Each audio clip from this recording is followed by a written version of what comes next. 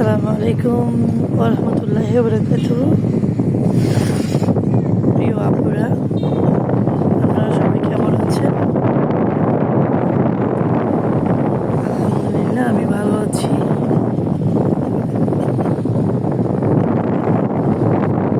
টানা 5 দিন বৃষ্টি, বন্যা চট্টগ্রামে এত বেশি, এর আগেও হয়েছে, এবারও হয়েছে, বারবার হয়। প্রকৃতিক নিয়মে প্রাকৃতিক দুর্যোগ হয়, মোকাবেলা করার শক্তি মহান আল্লাহ সবাইকে দিয়েছেন। তার মধ্যে হয়তো কেউ দুনিয়াকে বিদায় দেয়, কেউ দুনিয়াতে লড়াই করে বেঁচে থাকে। আমাদের বিশেষ করে বাংলাদেশ, বিশেষ করে বাংলাদেশ হচ্ছে প্রকৃতিক দুর্যোগপূর্ণ দেশ। সবসময় লেগে থাকে সব রকমের দুর্যোগ, বন্যা, খরা, ভূমিকম্প, সব রকমের অতিরিক্ত গরম, ঠান্ডা, শীতের দিনে সব রকমের। আলহামদুলিল্লাহ, এটা বাংলাদেশের মানুষের হয়ে গেছে অভ্যস্ত।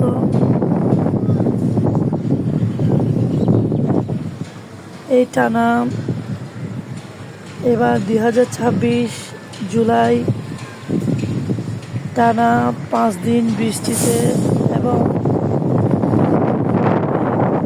এই জায়গাগুলো একদম পানিগুলো সব ডুবে গেছিল সব, একেবারে টিনের চাল পর্যন্ত, মনে হয় টিনের চাল পর্যন্ত ডুবে গেছিল। মারা, বাবারা যার যার বাচ্চা নিয়ে ঘর থেকে বের হয়ে গেছে, বের হয়ে নিরাপদ স্থানে চলে গেছে, সাইকেল স্কুলে চলে গেছে। কারণ এটা শহর এলাকা, মাঝখানে এই খাল, ব্রিজটা পার হলেই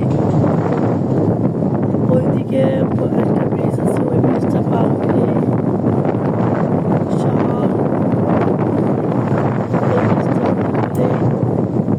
শহর সবাই যার যার মতো করে আশ্রয় কেন্দ্রে চলে গিয়ে নিজেদের বাচ্চাদেরকে রক্ষা করেছে। অবশ্যই রক্ষা করার মালিক অবশ্যই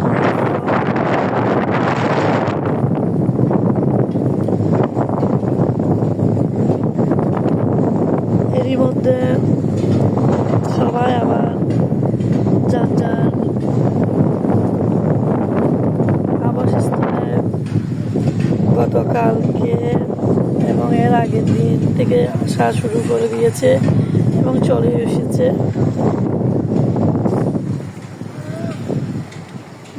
ওই যে সামনে কর্ণফুলী নদীর জাহাজগুলো সব একপাশে বেরিয়েছেন, কারণ সংকেত দেওয়া আছে জাহাজে, নদীতে সংকেত দেওয়া আছে, বিপজ্জনক সংকেত দেওয়া আছে। তাই বিভিন্ন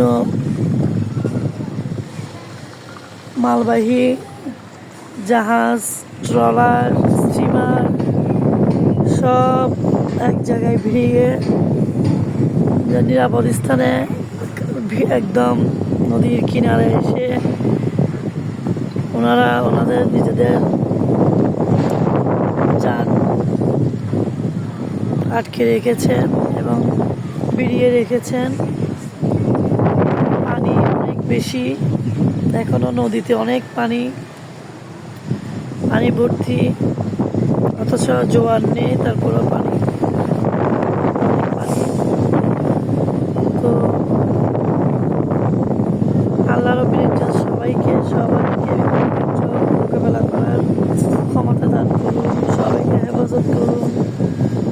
সবাই সবার মতো করে যে যেভাবে পারে নিজেদেরকে নিজেরাই প্রোটেক্ট করে নিজেদেরকে নিজেরাই যেন সুন্দর মতো রক্ষা করতে পারেন এই দোয়া করছি। কারণ প্রথমে আমাকে কোনো রকমের বিপদ হলে নিজেকেই প্রথমে নিজের বিপদটা যখন নিজের কাছে আসে তখন আল্লাহর ভরসা করে নিজের বিপদ আগে নিজেকেই মোকাবেলা করতে হবে। কারণ আরেকজন আসবে হয়তো একটু বাদে বা একটু পরে।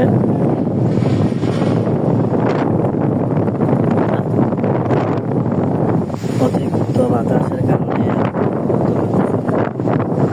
অতিরিক্ত বাতাস জানি না আবারও কি সংকেত দিচ্ছে, জানি না আবারও অনেক দফা বন্যা বা বৃষ্টি হবে কিনা। কারণ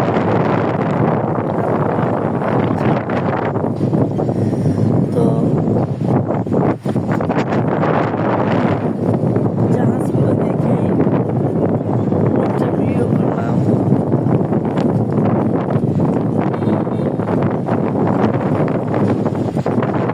আসলে আমরা বিপদ আল্লাহর উপর ইজ্জত দিবে, বিপদের মোকাবেলা করব, আল্লাহর কাছে মৃত্যু অবধারিত, মৃত্যু অবধারিত, জন্ম নিয়েছি মৃত্যু হওয়ার জন্য, মৃত্যু হবে। তাই আসলে মৃত্যুর জন্য সবসময় প্রস্তুত থাকা ভালো। কখন কার মৃত্যু কখন আসে কেউ বলতে পারে না। তারপরও বিপদের সময় পাশে দাঁড়াবো। কোনো রকমের রাগ, হিংসা, দেশ এ ধরনের প্রাকৃতিক দুর্যোগের সময় সবাই সবার পাশে দাঁড়াবো।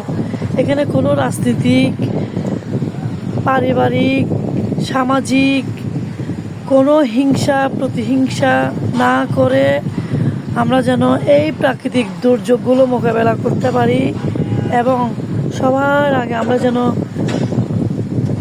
শিশু বাচ্চাগুলোরও যেন উদ্ধার করি, বাচ্চাগুলো যেন উদ্ধার করতে পারি এবং বাচ্চাগুলোরও যেন নিয়ে আমরা নিরাপদ স্থানে রাখতে পারি এবং সেই সাথে মহিলা, বৃদ্ধ মানুষগুলোকে, বয়োজ্যেষ্ঠ যারা, ওনাদেরকে নিরাপদে রাখতে পারি। এটা হচ্ছে যে তরুণ প্রজন্মদেরকে আমাদের আহ্বান। তরুণ প্রজন্ম হচ্ছে দেশের গর্ব।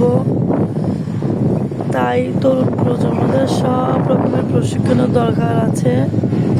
সাঁতার কাটা, সাঁতার জানা, ফিটনেস, শরীরকে ফিটনেস রাখা, সুস্থ খাবার খাওয়া, তারপরে হচ্ছে সুন্দর খাবার খাওয়া, পুষ্টিকর খাবার খাওয়া, কোনো রকমের নেশাগ্রস্ত না হওয়া, নেশার জগৎ থেকে নিজেকে সবসময় দূরে রাখা।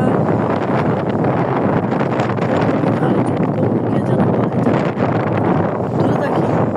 একজনের চোখে যদি পড়ে তার বন্ধু নেশা অবস্থায় রাস্তায় হাঁটছে তখন তাকে যেন সে সূত্র দেয় যে নেশা করিস না, নেশা করা চলবে না, নেশা করলে আমাদের এই ক্ষতি, আমাদের নিজেদেরই ক্ষতি। তাই তরুণ প্রজন্ম যারা আছেন, তরুণ প্রজন্মদেরকে যারা বয়োজ্যেষ্ঠ আছে তারা বোঝাবেন, সুন্দরভাবে ভালোবেসে বোঝাবেন। কারণ ওদের রক্ত গরম থাকে। ওরা আসলে আমি দেখেছি, আমার নিজের বাচ্চাদের মধ্যেও দেখেছি, ভালোবেসে কথা বললে ওরা কথা শুনে, ধমক দিয়ে কথা বললে ওরা কথা শুনে না। ওরা ধমকের পক্ষে না, ধমকানোর পক্ষে না। ওরা নোংরা ভাষা ব্যবহার করার পক্ষে না, মারপিটের পক্ষে না, যেটা আগে ছিল। এই তরুণ প্রজন্ম ধ্বংস হওয়ার পিছনে একমাত্র দায়ী আমরা যারা বড়রা আছি।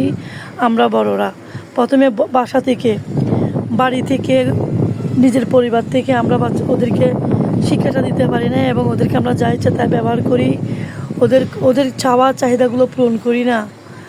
তাই ওরা এমন বিগড়ে যায়। পরিবার থেকে যদি এই এই বাচ্চাগুলোরে সুন্দর শাসন দিয়ে ভালোবাসার শাসনটা দিয়ে ওদেরকে রাখা যায়, ওরা এক একজন ম্যাগনেট হবে দেশের জন্য। আমাদের দেশের সেনাবাহিনী কেন কাজ করবে খালি, আমাদের দেশে খালি বাহিনীগুলো কাজ করবে কেন? এই তরুণ প্রজন্মরাও যদি এই প্রাকৃতিক দুর্যোগের সময় এই তরুণরাও যদি এই যে আছে অনেকে একসাথে কাজ করে সেনাবাহিনীদের সাথে, বিভিন্ন ডিফেন্সের সাথে কাঁধে কাঁধ মিলিয়ে কাজ করছে, আমরা দেখেছি, বিগত কালেও দেখেছি, আমরা আরও দেখতে চাই। তাই আমাদের প্রজন্মগুলোরে আমাদেরকে অ্যাক্টিভ করে রাখতে হবে, অ্যাক্টিভ করতে হবে, এদেরকে সুস্বাস্থ্য দিকে নজর রাখতে হবে। ওরা যদি ভালো খাবার খেতে পারে এবং প্রাকৃতিক দুর্যোগের সময় যেন ওরা আগেই ঝাঁপিয়ে পড়বে, তখন এই ঘর থেকে হোক এই স্লোগান যেন নিজেদের ছোট ছেলে বাচ্চা থেকে, অন্তত মেয়ে বাচ্চা না, মেয়েরা, আমি মেয়েদের কথা বলবো না, কারণ মেয়েরা আল্লাহর তরফ থেকে সবসময় নরম হয়ে জন্ম নেয়। মেয়ে যদি ডিফেন্সেও থাকে তাদের সহযোগিতার জন্য, কিন্তু তাদেরও সহযোগিতার জন্য কিন্তু পাশে পুলিশটাই লাগে। তার মানে কি, মেয়েদেরকে সহযোগিতা করার জন্য ছেলে মানুষ লাগবেই। তাই আপনার বাচ্চা, যে ছেলে বাচ্চা, ওকে আপনি বাসা থেকে সুন্দর করে গড়ে তুলুন, অবকাঠামো, তার শরীরের পুষ্টিকর, তার শরীর টিপ করে তুলুন, তার বডিকে ফিটনেস করে তুলুন। দেখবেন এরা এক একজন এক দেশের সম্পদ হবে। দেশের সম্পদ হইতে আমাকে খুব বেশি উচ্চশিক্ষিত হইতে হবে, ডিফেন্সের চাকরি করতে হবে, ডক্টর ইঞ্জিনিয়ার হইতে হবে এমন না। আমি অনেকে দেখেছি, রিক্সার ড্রাইভার আঙ্কেলরা অনেক প্রাকৃতিক দুর্যোগের সময় অনেকজনকে হেল্প করেছেন, সহযোগিতা করেছেন। বিভিন্ন ফিটনেস ড্রাইভার আঙ্কেলরাও আছেন, অনেক শ্রমিকেরও দেখেছি, অনেক ভালো ভালো শিক্ষিতরা যখন বিপদে পড়েছেন ওনাদেরকে সহযোগিতা করতে দেখেছি। তাই প্রাকৃতিক দুর্যোগের জন্য আমাদের তরুণ প্রজন্ম অসাধারণ ভূমিকা পালন করবে ইনশাআল্লাহ। আমরা দোয়া করছি আমাদের তরুণ প্রজন্মের ছেলেগুলো যেন আল্লাহ খুব সুন্দর রাখেন, নেশাগ্রস্ত জীবন থেকে জীবনে যেন না যায়, নেশাগ্রস্ত থেকে যেন ওদেরকে হেফাজত করে, এই নেশা থেকে যেন দূরে রাখে। নেশা ওদেরকে ধ্বংস করে দিবে, ধ্বংস করতে যাতে না পারে, নেশাকে যেন ওরা ধ্বংস করে দেয়, নেশাকে যেন আমাদের তরুণরা ধ্বংস করে দেয়, তরুণরা যেন নেশা যেন তরুণদেরকে ধ্বংস করতে না পারে। আমি এই দোয়া করছি আমার মহান রব্বুল ইজ্জতের কাছে, আল্লাহ সবাইকে হেফাজত করুক, নিরাপদে রাখুক এবং ভালো রাখুক, সুস্থ এবং সুন্দর রাখুক। আজ এই পর্যন্ত। আমি আবারও অন্য ভিডিও নিয়ে আবার আসবো ইনশাআল্লাহ। আপনারা আমার পাশে থাকবেন এবং কমেন্টে জানাবেন আমার ভিডিও আপনাদের কেমন লাগে, অন্তত একজন হলেও জানাবেন। আজ এই পর্যন্ত, আল্লাহ হাফেজ, আসসালামু আলাইকুম ওয়া রাহমাতুল্লাহি ওয়া বারাকাতুহু।